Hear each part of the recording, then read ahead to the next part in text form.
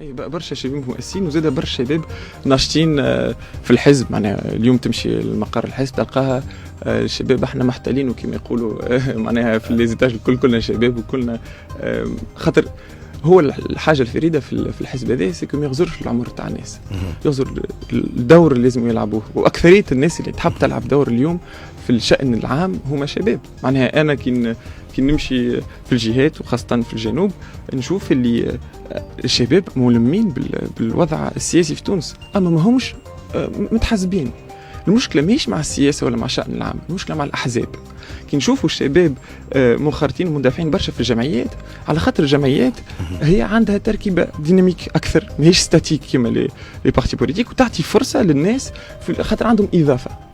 كل واحد عنده اضافه في تونس، حتى واحد عاطل عمل عنده اضافه، ينجم يكون عنده ان ليدرشيب قوي وينجم ياثر على العباد اللي حوله.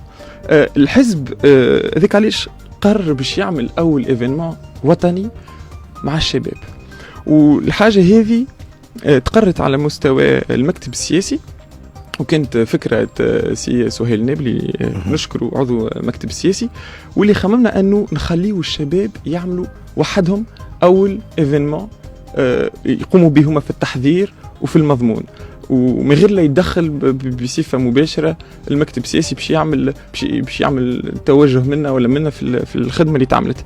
ودور هذا قام به كما قلت لك سهيل مي اون ايكيب معاه، وقام دور بالكدا على خاطر ما تدخلش. انا كي حضرت شفت اللي هما الشباب نظموا روحهم وحدهم، ونظموا ليفينمون دو ا زد وحدهم، وقسموا روحهم على 4 ورشات باش يحكيوا بالضبط في الكونتوني نتاع لورغانيزاسيون دي جون، وكيفاش تجاوب على زوز أسئلة مهمين نشوفوا منها. اللي هو السؤال الأول كيفاش نضمنوا للشباب أنهم يكونوا عندهم نفس الحقوق ونفس الواجبات في الحزب، معناه يكونوا ممثلين في أعلى سلطات الحزب وحتى في أعلى قيادات الحزب وحتى على المستوى الجهوي وعلى المستوى المحلي، وهذا بصفة ديمقراطية. والسؤال الثاني كيفاش الحزب الكل بقياداته الكل الشباب واللي مش شباب يتلهوا بالمشاكل وبالأسئلة اللي تهم الشباب اليوم في تونس عبر السياسات نتاعو.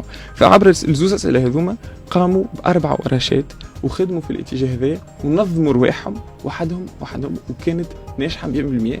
ودي أول مرة أنا نشوف أنه حزب سياسي يبدأ أول ما يبدأ بتنظيم ندوة وطنية للشباب نتاعو، ويبدأ يحط مسألة الشباب في قلب وفي جوهر السياسة نتاعو. وهذه حاجة طبيعية، على خاطر كان واحد يقول بروحه اللي هو البديل معناه يستثمر في المستقبل.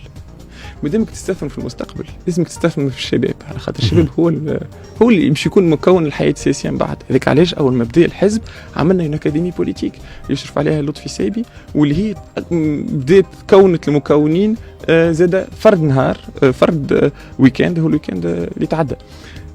هذا حاجة ما تظهرش، خاطر برشا عباد يقولوا لي هذه عمرنا ما شفناها بالكدا، انه حزب يركز كان على الشباب وما يبداش يلم فيه للحملات الانتخابية كهو.